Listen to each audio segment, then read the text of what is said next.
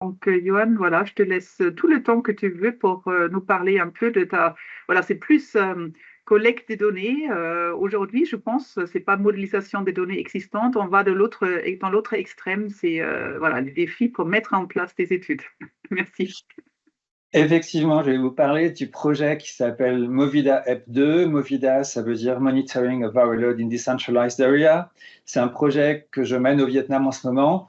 Et je vais plutôt vous parler des péripéties associées à ce projet plutôt qu'aux données, puisque on est en train encore de suivre les patients et de collecter les données. Donc ce projet, il est déduit ou il vient après un projet que nous avions implémenté en 2017 avec le National Institute of Hygiene and Epidemiology à Hanoï, qui est un institut du réseau Pasteur. Et c'était l'implémentation d'une cohorte pour évaluer la faisabilité d'un autre outil que le plasma pour mesurer la charge virale VIH dans les zones décentralisées. Et cet autre outil, en anglais, on l'appelle le dry blood spots. Et c'est du papier buvard sur lequel on dépose du sang total, du sang frais, et qu'on peut ensuite conserver à température ambiante, qu'on peut transférer entre les sites cliniques et le laboratoire central par la poste, ce qui facilite beaucoup son utilisation et ce qui peut favoriser l'accès à la charge virale qui est encore un petit peu difficile dans certains contextes et dans certains pays d'Afrique ou d'Asie. Donc, dans le cadre de ce projet qui était réalisé dans 6 provinces au Vietnam, dans 43 sites cliniques, on avait recruté 578 patients VIH depuis l'initiation de leur traitement et on avait comme ça des DBS qui étaient collectés à 6, 12 et 24 mois. On s'est rendu compte que la couverture en DBS n'était pas de 100%, assez loin de là en fait. On avait environ 75% des patients à 6 mois qui avaient un échantillon de sang collecté, mais les choses s'amélioraient avec le temps.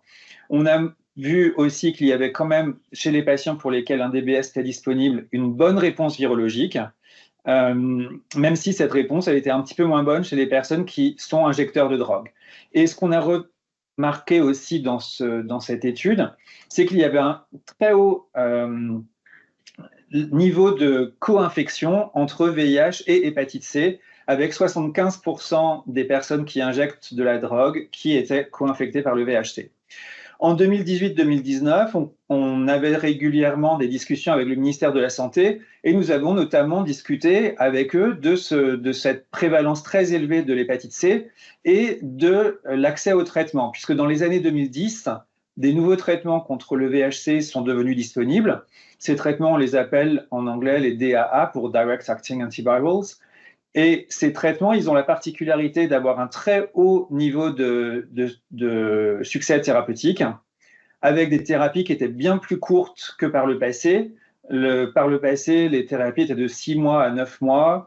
Là, c'est 3 mois de thérapie. Très vite, des versions génériques de ces thérapies ont été disponibles, notamment du fait des travaux qui ont été faits en Égypte avec des discussions avec les labos pharmaceutiques pour rendre disponibles les molécules dans les endroits où il y en avait le plus besoin.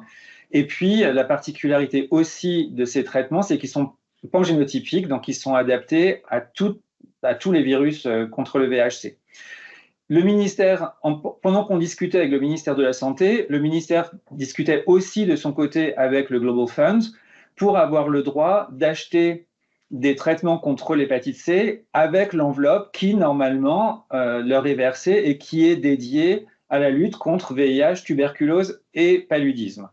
Du fait de la grande co-infection entre HIV et VHC, le Global Fund a autorisé le Vietnam à acheter des traitements contre le VHC, mais à destination uniquement des patients qui étaient co-infectés. Donc, en poursuivant nos discussions avec le ministère de la Santé, il s'est avéré qu'ils allaient pouvoir ainsi rendre le traitement contre le VHC disponible. Mais le ministère de la Santé avait une stratégie un petit peu particulière, c'est-à-dire qu'il allait autoriser certains sites de prise en charge du VIH à dispenser aussi le traitement contre le VHC, mais pas tous. Et de plus, dans les zones décentralisées, il y avait toujours ce problème d'accès aux laboratoires capables de mesurer la charge virale du VHC, sachant qu'on doit mesurer la charge virale avant le traitement pour définir qui a besoin de traitement contre le VHC, puisque certains patients, environ 20%, arrivent à se débarrasser spontanément du virus. Et ensuite, on a besoin de remesurer la charge virale à l'issue du traitement pour s'assurer que le traitement a été bien efficace. Nous avons donc proposé un projet pour évaluer d'abord la stratégie du gouvernement de ne distribuer le traitement contre le VHC que dans certains sites, en proposant de comparer la compliance au traitement, donc le fait de prendre le traitement jusqu'à la fin et de prendre correctement le traitement entre des patients VIH qui seraient des patients co-infectés par le VIH et l'hépatite C qui sont suivis dans un site avec accès au traitement contre le VHC et des patients qui sont suivis dans un site où il n'y a pas accès au traitement contre le VHC et en utilisant des DBS. Avant de mettre en place cette étude, nous avions mis en place une petite étude pour évaluer la qualité de la charge virale VHC sur DBS. Et dans le cadre de cette étude, nous avons mis en évidence une très bonne sensibilité et une parfaite spécificité à 98% et 100% respectivement. Donc l'objectif principal du projet était de comparer la compliance avec un traitement contre le VHC de 12 semaines entre les patients suivis dans un site où le traitement contre le VHC était disponible et des patients qui seraient suivis dans un site où il n'était pas disponible, avec comme objectif secondaire d'identifier les facteurs associés à la bonne compliance, d'évaluer l'efficacité thérapeutique du traitement, de décrire les génotypes circulants au Vietnam, de décrire la résistance chez des personnes qui seraient en échec thérapeutique et d'estimer le taux de réinfection du VHC, puisque après le traitement, comme on est dans une population essentiellement d'usagers de drogue, il y a un risque de réinfection et on voudrait savoir ce qu'il en est pour savoir si on peut être sur la voie de la, je ne trouve pas mes mots, mais d'éradication du VHC. Et on avait aussi un objectif de comparer la qualité de vie chez les patients co-infectés par le VHC avant et après le traitement. C'est une étude longitudinale qu'on avait l'intention de mettre en place en enrôlant 400 patients co-infectés VIH et VHC avec un suivi de 30 mois. Le suivi, globalement, était la visite d'inclusion, puis environ au bout d'un mois, et ça correspond au calendrier de suivi des patients qui sont infectés par le VIH, l'initiation du traitement contre le VHC, puis des visites 4 semaines plus tard, puis encore 4 semaines plus tard pour les refills à la pharmacie, une visite de fin de traitement à 12 semaines et pour s'assurer de la bonne efficacité du traitement, une autre visite à 12 semaines post-fin du traitement. Cette visite, on l'appelle SVR12 pour Sustained Virological Response, ce qui correspond à peu près à 6 mois après l'inclusion. Puis, nous avons planifié un suivi post-traitement avec un suivi tous les 6 mois, donc à 12 mois, puis tous les 6 mois jusqu'à 30 mois.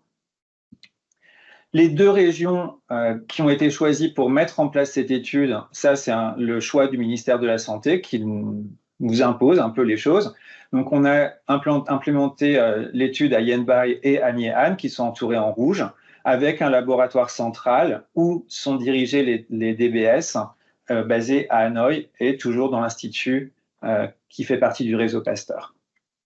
En termes de préparation avant de mettre en place l'étude, le projet, on a besoin d'argent, donc le projet a été soumis à la NRS en septembre 2020. Il a été plutôt bien évalué, mais il n'a pas été sélectionné pour financement, donc nous l'avons soumis à l'appel suivant de mars 2021.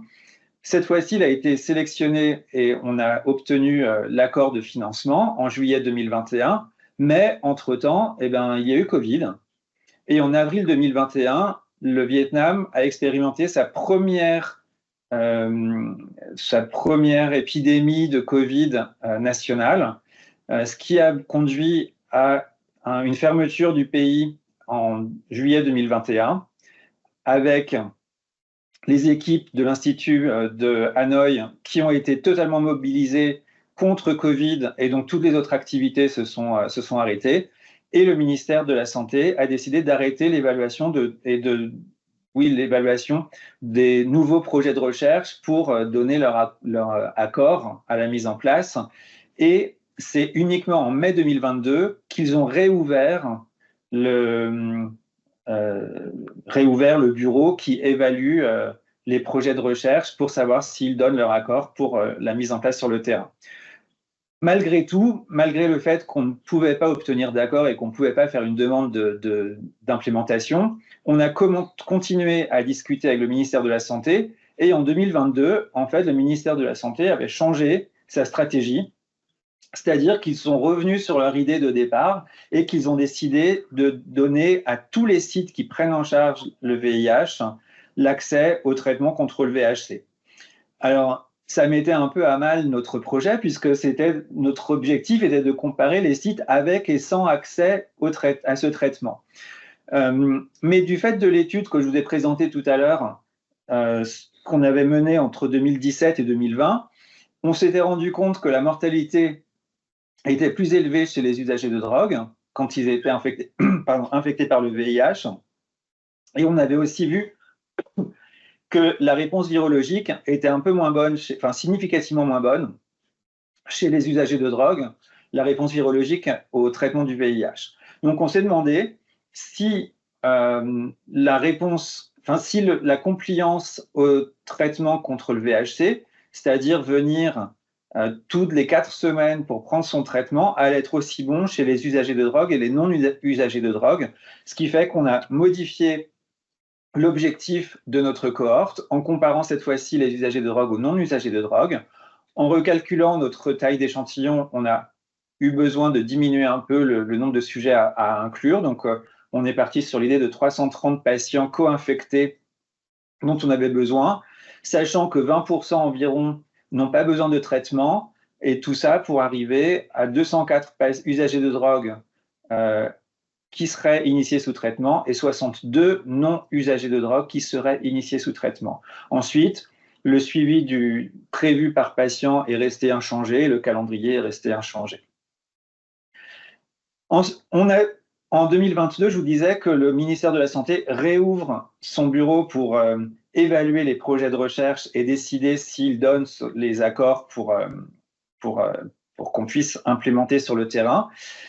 Et là, les choses ont complètement été chamboulées après Covid, avec des règles qui changent régulièrement au début, avec 5 ministères qui sont finalement sollicités, pas uniquement le ministère de la Santé, avec du coup un accord qui est beaucoup plus compliqué à obtenir. Et il nous a fallu 14 mois pour obtenir tous les accords, pour signer les contrats avec la NRS, etc. Et ce n'est qu'en décembre 2023 que nous avons été prêts à commencer le projet. Le projet a donc débuté. La période d'inclusion est maintenant terminée. Elle s'est terminée assez récemment puisqu'elle s'est terminée en janvier 2025. Nous avons au total inclus 343 patients co-infectés par le VIH et le VHC, 220 dans la province de Nye An et 123 dans la province de Yên Bai. C'est une vieille diapo d'une certaine manière, donc l'enrôlement est fini dans les 2 provinces en fait. On a inclus 248 usagers de drogue et 95 non-usagers de drogue. Parmi ceux-ci, 205 usagers de drogue ont commencé le traitement contre l'hépatite C. Il nous en fallait 204, donc on est ric-rac, mais on est bon. On avait besoin de 75 non-usagers de drogue qui devaient commencer un traitement contre le VHC. De 62, pardon. Usagers de drogue, on en a 75. Donc, on est au-delà de ce dont on avait besoin et la période d'initiation du traitement contre le VHC, elle va du 23 décembre 2024, donc quand on a commencé 2023, pardon, quand on a commencé, dès qu'on a eu l'autorisation de débuter l'étude, jusqu'au 10 janvier 2025. À l'inclusion, les caractéristiques des patients, nous les avons comparées entre les usagers de drogue et les non-usagers de drogue. La seule différence significative qui existe entre ces 2 groupes, c'est le sexe, avec 100% des usagers de drogue qui sont des hommes et 80% des non-usagers de drogue qui sont des hommes. Donc il y a des femmes parmi les non-usagers de drogue, mais chez les usagers de drogue, c'est essentiellement dans notre étude, c'est que des hommes, mais dans la réalité, ce sont essentiellement des hommes. Bien sûr, il y a quelques femmes, mais elles sont plutôt rares. En termes d'âge, d'ethnie, de durée d'infection du VIH connue, tout était similaire entre les deux groupes. Maintenant, ce qui concerne le suivi sous traitement de l'hépatite C, nous avons nos 205 patients usagers de drogue qui ont commencé le traitement, 75 non usagers de drogue qui ont commencé le traitement. Eh bien, à la première visite pour renouveler le traitement, nous avons déjà un perdu de vue chez les usagers de drogue et 2 perdus de vue chez les non usagers de drogue. Ensuite, à la deuxième visite, donc à la week 8 ou la 8e semaine de suivi, nous n'avons plus que 273 patients qui sont encore suivis. À la fin du traitement, nous avons certains patients qui ont déjà atteint ce time point, mais certains patients qui n'ont pas encore atteint, tant chez les usagers de drogue que chez les non usagers de drogue. Et la visite qui se situe 3 mois après la fin du traitement, nous avons 87 patients qui ont déjà atteint cette visite, 82 qui sont en attente parmi les usagers de drogue, 29 parmi les 75 non usagers de drogue et 28 parmi les 28 qui sont en attente parmi les non usagers de drogue. Alors, les données qui sont ici sont un peu, on va dire, catastrophiques. On a beaucoup de perdus de vue. C'est le problème avec les patients VIH. En fait, on a beaucoup de pertes, beaucoup de personnes qui disparaissent, qui pourtant c'est une maladie chronique, mais qui disparaissent au cours du temps. Toutefois, les données ne sont pas encore totalement propres. Et donc, il y a possiblement quelques perdus de vue qui sont en fait des données qui n'ont pas encore été saisies dans les sites et qu'il faut qu'on vérifie. En termes d'échec au traitement, mais pour l'instant, tous les patients n'ont pas encore atteint la date de fin de traitement, donc on ne peut pas donner les résultats définitifs, mais nous avons 12 échecs pour le moment, 10 parmi les usagers de drogue et 2 parmi les non usagers de drogue. Globalement, ça nous donne un taux d'échec qui est autour de 5%, et c'est ce que nous attendions. Donc, c'est plus, enfin, là, on est plus dans les chiffres, dans des bons chiffres. Nous avions étudié la qualité de vie des patients à la mise, enfin, à leur inclusion dans le projet. La qualité de vie, on l'a évaluée avec une échelle qui est en libre utilisation, qui a été développée par des équipes aux Pays-Bas. Et cette échelle, elle s'appelle EQ5D5L. 5D, c'est 5 dimensions, parce que ça décrit 5 dimensions différentes de qualité de vie. Et 5L, c'est parce qu'elle est uniquement en 5 questions. C'est une échelle extrêmement simple, mais qui a été utilisée dans beaucoup de contextes différents. Et elle a été validée en vietnamien, ce qui était un critère important pour nous pour la choisir aussi. Et cette échelle, elle est complétée par une échelle visuelle analogique sur laquelle on demande aux personnes de donner un niveau, un score à leur qualité de vie entre 0 et 100. Pour l'instant, c'est uniquement ce score que nous avons regardé.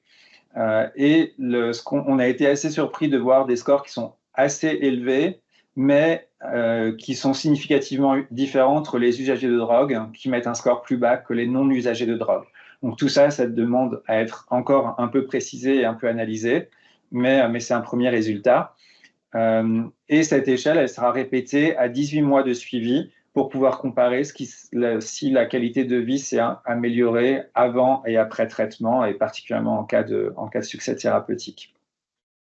Je vous ai dit tout à l'heure aussi qu'on s'intéressait au génotype du virus de l'hépatite C. C'est en collaboration avec le Centre national de référence des hépatites virales qui se trouve à l'hôpital Henri Mondor à Créteil que nous réalisons cette analyse. Le Centre national de référence est allé au Vietnam pour les former au génotypage.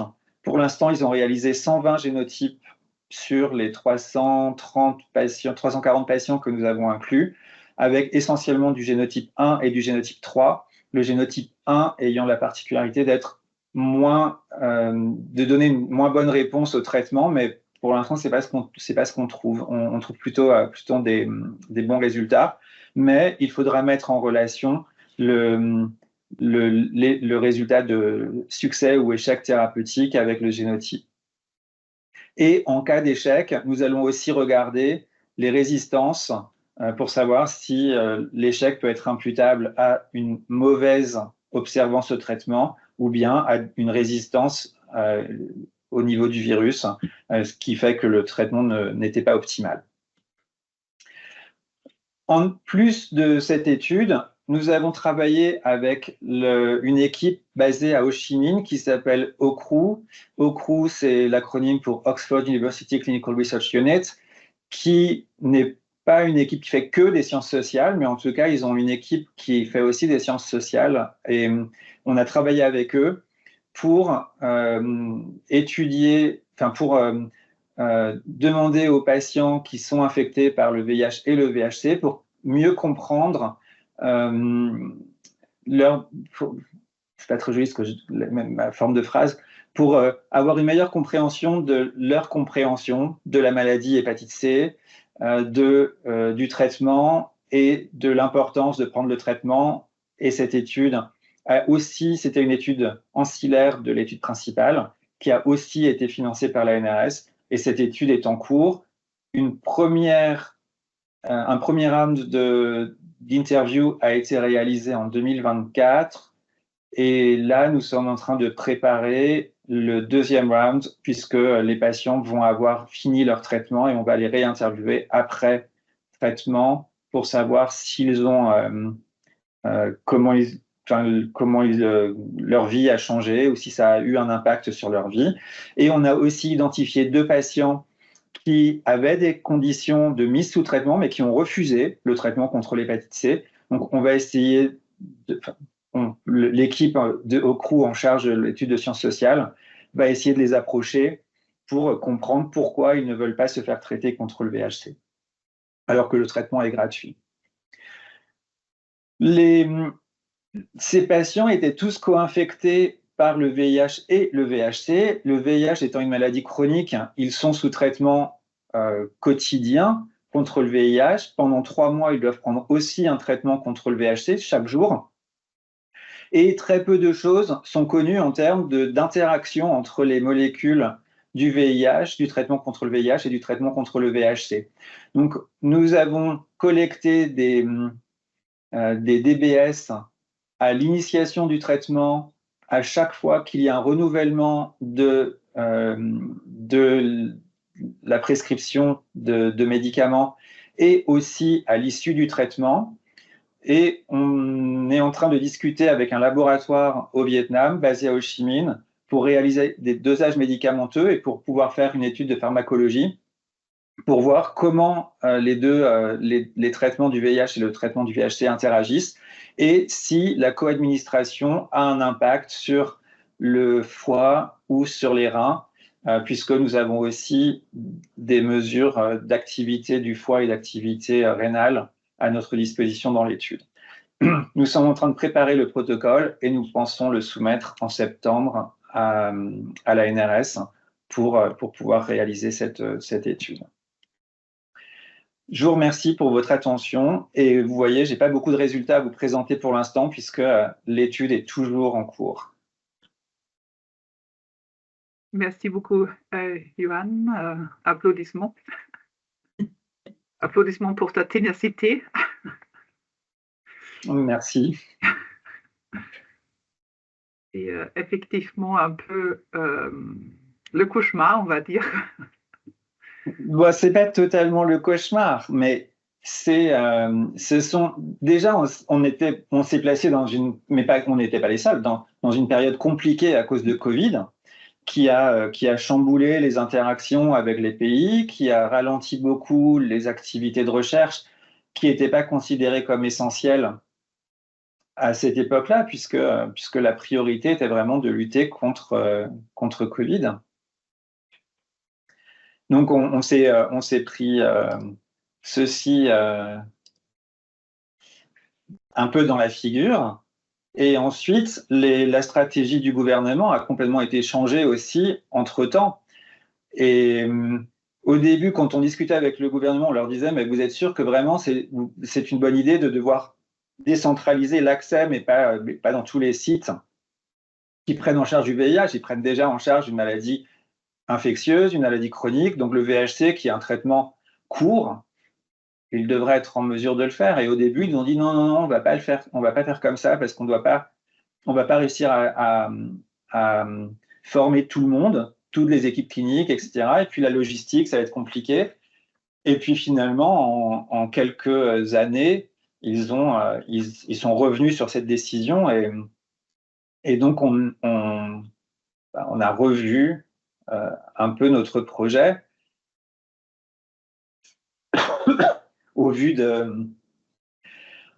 des résultats antérieurs qu'on avait observés chez les usagers de drogue. Donc notre objectif principal a changé, mais ensuite, de regarder l'impact ou de regarder la bonne compliance au traitement, elle est vraiment importante, surtout quand on voit à quel point on a des patients perdus de vue et à quel point, alors ça c'est peut-être contexte spécifique aussi, mais le Vietnam a une politique de lutte contre les drogues qui est assez particulière, c'est-à-dire que par période, ils décident de faire des genres de rafles et de mettre les gens en prison.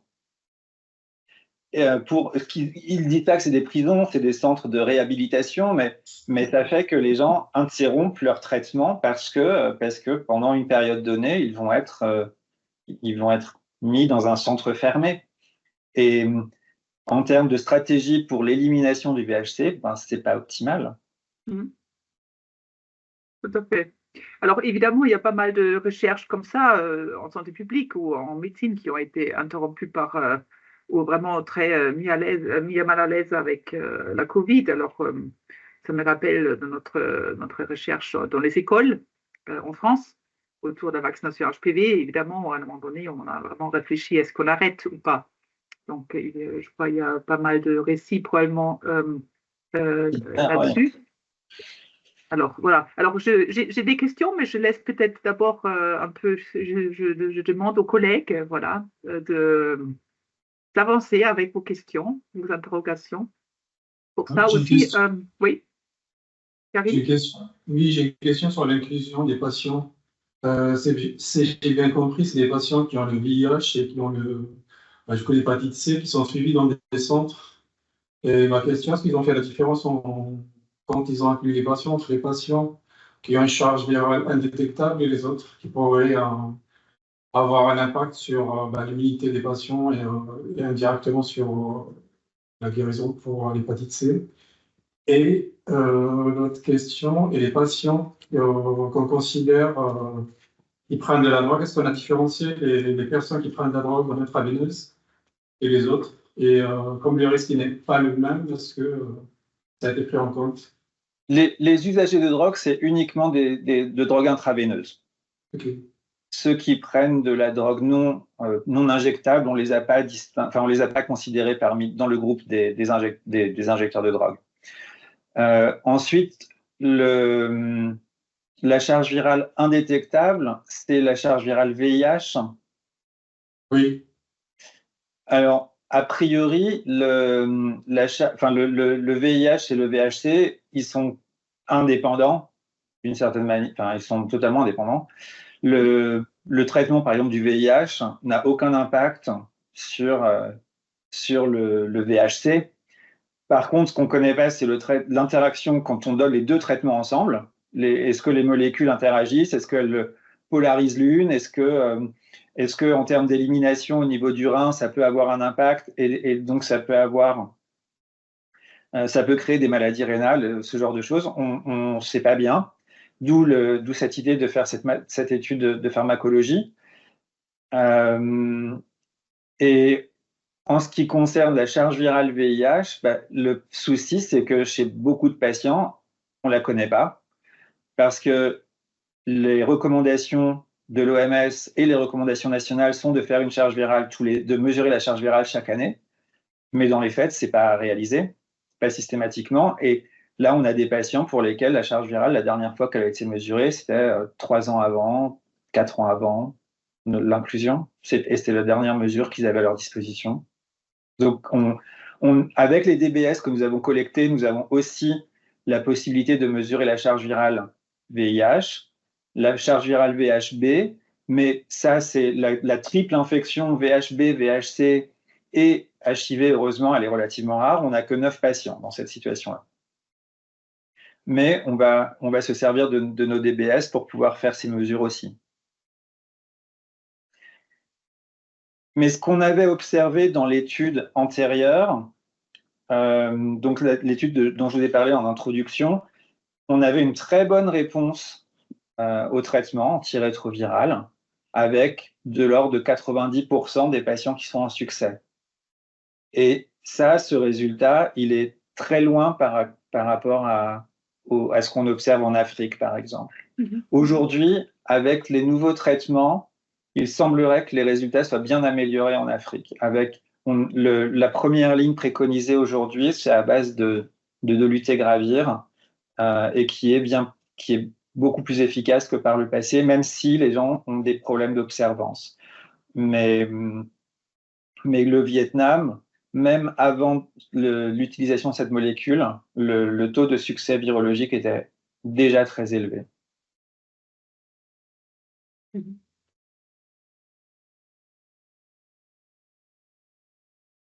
OK. D'autres questions? N'hésitez pas. C'est un peu, voilà, autre chose par rapport à ce qu'on voit d'habitude, c'est très bien. Alors, en attendant, je pose une de mes questions. Alors, Johan, là, tu entres un peu, c'est plutôt une question. Est-ce que tu penses que tu es en proximité de la recherche-action?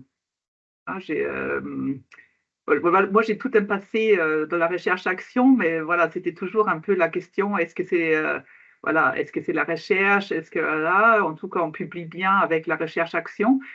Voilà, est-ce que tu peux en parler un peu de ton expérience avec ça? Mais c'est clair, quand on travaille aussi proche, on est aussi dépendant du ministère de la Santé et leurs questions, leurs décisions, mais on fait quand même la recherche-action quelque part. Pour moi, c'est typiquement de la santé publique et c'est aussi de la recherche-action, effectivement, parce que on va se placer dans un contexte donné en regardant ce qui est fait, ce qu'il réalise ou s'il préconise, et en voyant si c'est bien fait et s'il y a des manquements ou s'il y a des choses qui n'ont pas été bien gérées. Et par exemple, dans ce cadre-là, le fait dans le cadre de notre étude, le fait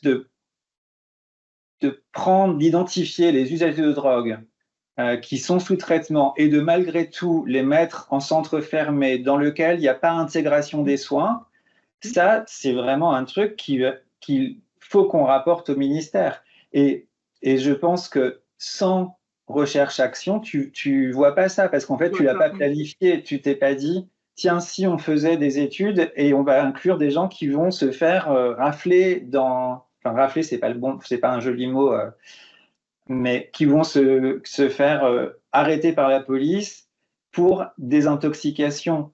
Et c'est que dans ce domaine de la recherche-action qu'on peut voir ça.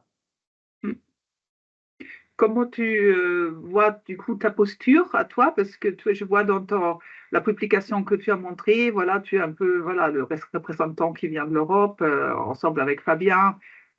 Parce que là, quand tu observes des choses comme ça, comment tu gères ta position? Alors, sur ces aspects-là, c'est un peu compliqué, effectivement. Mais en même temps, alors, il y a deux aspects, parce que sur l'utilisation du DBS, par exemple, c'était quelque chose qui n'était pas fait au Vietnam. Et ils ne l'avaient pas utilisé. L'utilisation du DBS pour la charge virale VIH était déjà dans les recommandations de l'OMS en disant quand vous n'avez pas moyen d'utiliser du plasma, reposez-vous sur du DBS, c'est moins bien, mais c'est possible.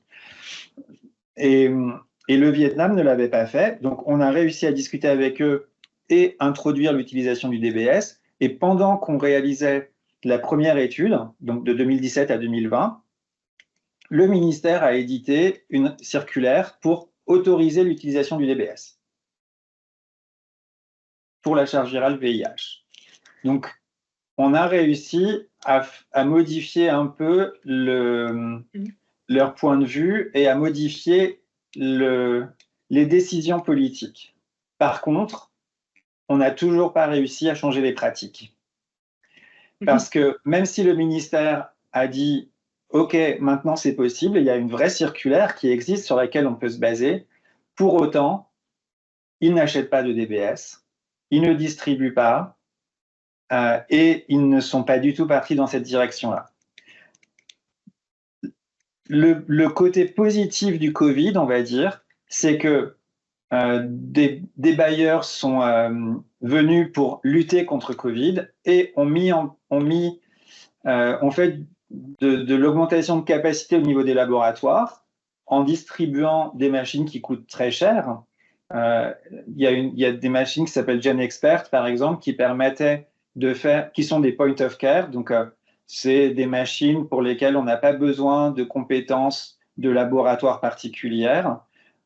C'est des cassettes dans lesquelles on dépose du sang, on met la cassette dans la machine et puis ça fait tout seul le test.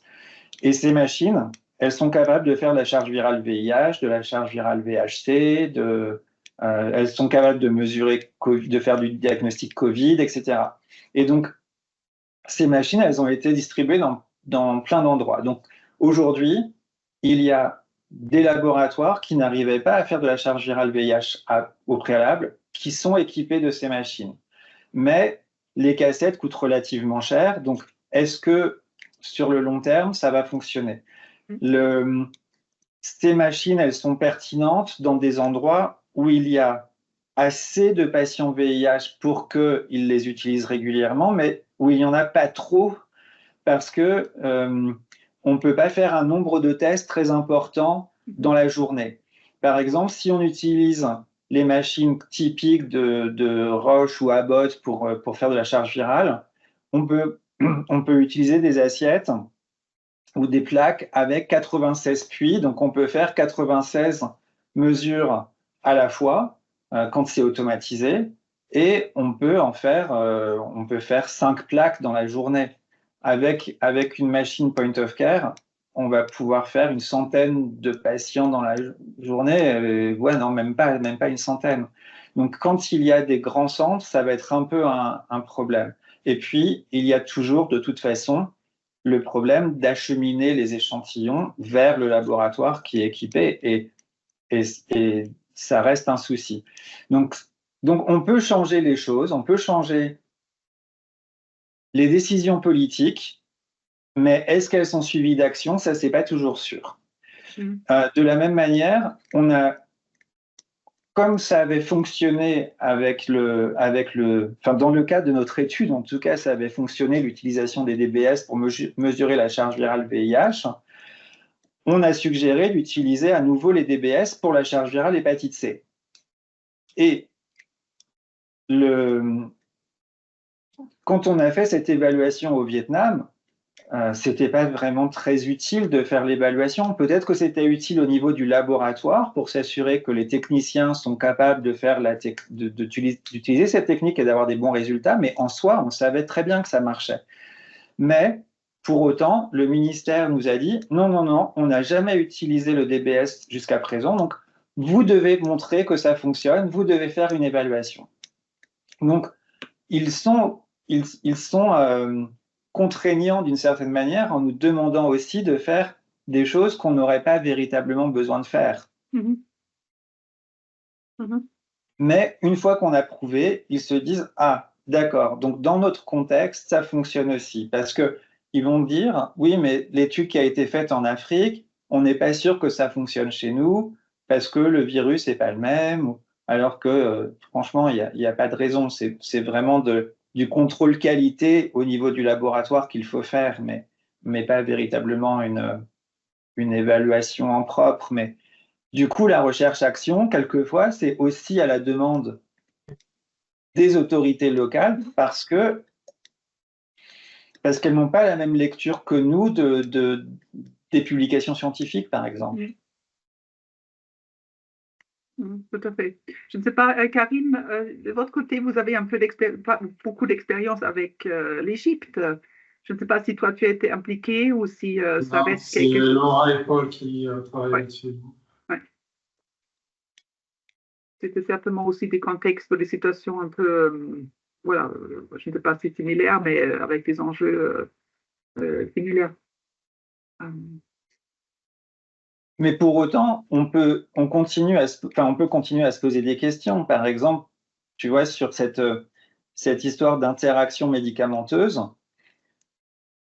je suis pas médecin, mais je suis allé discuter avec un pharmacologue ici à Paris qui m'a dit, mais il y a quasiment rien de connu parce qu'en fait, en Europe, disons en Europe, les traitements contre le VIH, c'est pas du tout ceux qui sont disponibles dans ce contexte vietnamien ou dans le contexte africain. Aujourd'hui, on a un nombre de molécules hyper important. On peut éventuellement changer s'il y a de molécules, s'il y a le moindre souci. Au Vietnam et dans les pays à ressources limitées, il n'y a pas cette possibilité. Tout le monde est sous la même première ligne et puis ils y restent. Les patients que je vous ai montrés j'ai pas vraiment décrit ou pas du tout décrit les lignes thérapeutiques sous lesquelles ils se trouvent, mais ils sont depuis 10 ans infectés par le VIH et ils sont depuis 10 ans sous les mêmes lignes. Et ce qu'on a observé aussi, c'est que même si on détecte des échecs, sur le terrain, ce n'est pas forcément traduit par un changement thérapeutique. Quelquefois aussi, pour des conditions d'organisation nationale, par exemple, tous les sites n'ont pas accès à la deuxième ou la troisième ligne de traitement. Donc, on demande aux patients, quand vous arrivez à un échec thérapeutique, maintenant, il va falloir changer d'hôpital parce que nous, ici, on n'a pas le traitement qu'il faut que vous alliez 50 km plus loin. Et les personnes, elles n'ont pas de voiture, elles n'ont pas de moyens de locomotion, ils vivent très, très éloignés des centres urbains, ils doivent prendre des bus et venir, c'est compliqué pour eux de se faire prendre en charge.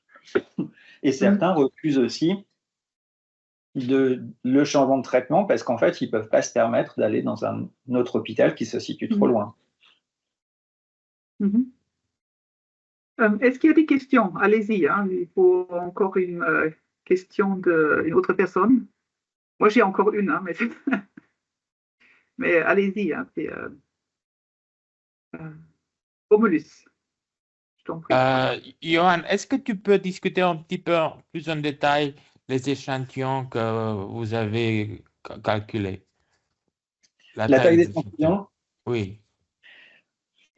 La taille d'échantillon, notre objectif principal, c'était pas de regarder le succès thérapeutique parce que on savait que les traitements sont efficaces si les personnes prennent bien leur traitement. Mais on s'est demandé, comme le traitement, il est donné par période de 28 jours, de 4 semaines, on s'est demandé si les personnes allaient toutes revenir en temps et en heure pour prendre leur traitement et aller jusqu'à l'issue du traitement. Parce que pour le VIH, initialement, le traitement était tous les mois, donc il devait revenir régulièrement aussi, mais les recommandations nationales ont été telles que des patients qui sont censés être contrôlés virologiquement, mais bon, comme ils ne font pas la charge virale régulièrement, c'est difficile de définir s'ils le sont ou pas, ils ont le droit de donner 2 mois de traitement. Mais normalement, c'est 2 mois maximum. Mais certains patients qui habitent loin de l'hôpital, etc., ou qui demandent, ou qui disent pour lesquels ça peut être une difficulté de venir aussi régulièrement tous les 2 mois à l'hôpital, certains hôpitaux ou certains cliniciens donnent 3 mois de traitement. Donc, ils n'ont pas besoin de venir aussi souvent. Et là, pendant leur traitement contre le VHC, on va leur dire, vous venez 4 fois toutes les 4 semaines. Et ça, on s'est demandé s'ils allaient véritablement suivre ce genre de choses. Et si jamais on leur donne un traitement, mais qui ne sont pas réguliers, ça ne va pas les faire mourir. Alors, s'ils tardent trop, s'ils restent très longtemps avec une infection avec le VHC, ça peut évidemment avoir un impact sur le foie, donc c'est pas mieux, et bien, il faut les traiter. Mais on peut les traiter à distance, c'est pas au jour près. Mais s'ils ne viennent pas régulièrement à l'hôpital et qu'ils sont en échec, bah, il faut les retraiter. Et en fait, le pays va avoir un système qui n'est pas du tout efficace s'il ne donne pas s'il faut retraiter trop de personnes, ça va leur coûter bien trop cher. Et donc, ce qui nous intéressait, c'était ça.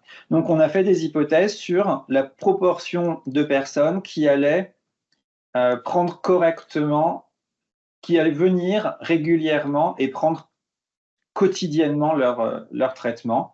Et on a fait des hypothèses sur une différence de au moins 10% entre les injecteurs de drogue et les non-injecteurs de drogue.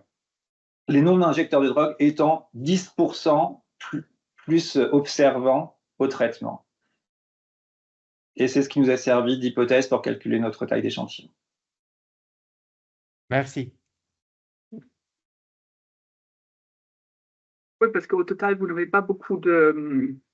du coup, c'était les groupes non-drug users. Qui est petit parce qu'en fait, il représente environ un quart des infections. Oui. L'essentiel des infections est chez les usagers de drogue. C'est clair. Donc, ça va être le défi pour l'analyse, non? Un peu, parce que comment tu vois là maintenant la taille d'échantillon, telle qu'elle se présente, quelles sont tes prédictions pour l'analyse? Je pense que alors ça, là c'est un peu compliqué encore puisque les données ne sont pas totalement finalisées et totalement nettoyées. C'est compliqué aujourd'hui de dire qui est observant et qui n'est pas observant. Mais on voit beaucoup plus de perdus de vue que prévu. Et des perdus de vue autant si les perdus de vue sont à l'issue de la 3e visite, quand c'est la dernière fois qu'ils vont chercher des médicaments. Ok, c'est pas trop grave, puisqu'on peut se dire peut-être qu'ils vont bien le prendre et ils reviendront un jour dans la prise en charge. On pourra mesurer à distance leur charge virale contre le VHC, on verra s'ils sont guéris ou pas. Mais en tout cas, ces perdus de vue, c'est un vrai challenge. Parce qu'on a certainement des patients qui ont commencé le traitement, qui ne le prennent pas et qui vont devoir le reprendre. Et même si ce sont aujourd'hui des traitements qui ne coûtent pas trop cher, quand les traitements par DA sont arrivés sur le marché en Europe, c'était autour de 50 000 € la cure, je crois. Quand ils ont été génériqués, aujourd'hui au Vietnam, ils sont vendus à 300 $ la cure. Mais quand même, 300 $, c'est beaucoup pour le pays. Et c'est beaucoup pour le pays et c'est beaucoup pour les patients aussi. Même s'il existe un système d'assurance maladie au Vietnam, pour l'instant, le traitement contre le VHC n'est pas pris en charge par l'assurance maladie. Ça ne le sera vraisemblablement pas de suite. Et c'est trop cher pour beaucoup de personnes. Bon. Oui. Juste une question par rapport aux usagers de drogue, du coup, qui peuvent être réinfectés par rapport à la pratique, et ceux où le traitement n'a pas marché. Est-ce qu'il n'y a pas eu de confusion à un moment donné? Ceux qui ont si on arrive à mesurer la charge virale à la fin du traitement et 3 mois plus tard, c'est une évaluation précoce. Donc là, ce seront des personnes pour lesquelles c'est sûr qu'on a un échec. Si on a des patients qui ne sont pas très réguliers et qu'on les voit qu'1 an plus tard, alors là, oui, c'est sûr qu'on ne saura pas distinguer, on ne pourra pas distinguer si c'est un échec de traitement ou si c'est une réinfection. Sauf avec le génotypage, si ce n'est pas la même souche, le virus de l'hépatite C, en fait, il mute très peu. il change peu au cours du temps. Donc, on pourra génotyper et voir si c'est la même souche qu'initiale ou pas. Et ça nous dira si c'est... il pourrait aussi être réinfecté avec le même virus, si c'est parce qu'on voit des groupes qui concentrent les infections, en fait. Il y a des drogues qui, vraisemblablement, vont sur les mêmes lieux, etc. Et ils sont infectés par des virus proches. Mais si c'est un changement de génotype, et si c'est génétiquement très éloigné, on pourra dire que ce sont des nouvelles infections. Et lors de leur rendez-vous, est-ce qu'il y a de la prévention? Est-ce qu'on leur donne du matériel gratuitement? Du matériel d'injection? Oui, Non. non. Non, la seule chose qui est faite d'une certaine manière au niveau médical, c'est les programmes d'accès à la méthadone. Ça existe, c'est institutionnalisé, mais tout ce qui est réduction des risques, c'est éventuellement des associations qui font, mais pas du tout le milieu médical. Et il n'y a pas du tout de distribution de matériel au niveau médical. Ou à la pharmacie, ou ce genre. Enfin, je ne sais pas comment ils font, mais ce n'est pas institutionnalisé. Ok, bon, merci beaucoup. Alors, ça, c'est une recherche qui pose presque plus de questions qu'elle ne répond, hein. C'est vraiment, c'est très intéressant et ça illustre aussi un peu l'importance de comme tu l'as dit, la recherche en santé publique, parce que ça, bon, avec la vaccination, on est déjà un peu là-dedans. C'est vraiment pas juste la question d'avoir le bon vaccin, etc. C'est vraiment tout ce qui suit derrière. Où les choses deviennent voilà, de plus en plus compliquées en fait après. Donc merci beaucoup Johan pour cette vision sur ces aspects-là. Est-ce qu'il y a peut-être une dernière question? Bon, on arrive un peu à 15 heures, on a quand même utilisé toute l'heure, hein, donc ça montre bien qu'un sujet peut aussi durer toute une heure. Voilà, donc merci beaucoup Johan. Très bien, super. Bon, alors bon après-midi à tous, bon week-end. Merci. Merci beaucoup. Au revoir. Au revoir.